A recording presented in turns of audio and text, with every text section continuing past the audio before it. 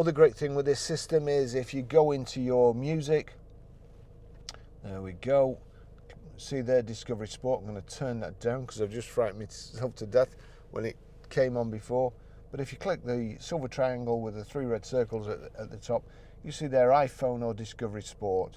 And if there's no tick by Discovery Sport, just tick it there. We'll go back to the records. It's turned down. I'll click play.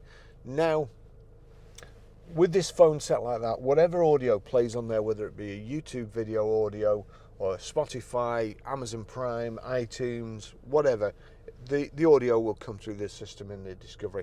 And it's a really, really good system. The sound's great. So now what we have to do, the music, the note symbol here and the clapperboard, we click on there. You've got source button at the top. Audio's off at the moment. So it's on radio at the moment. I'm going to turn that down, click source again, and then it brings up the menu, FM radio, AM radio, Bluetooth auxiliary. Click on Bluetooth. That's the record that's playing on my phone. Now then, if I turn this up, like so, and then turn up from here, I can't play it too long or else I'll get a copyright strike, so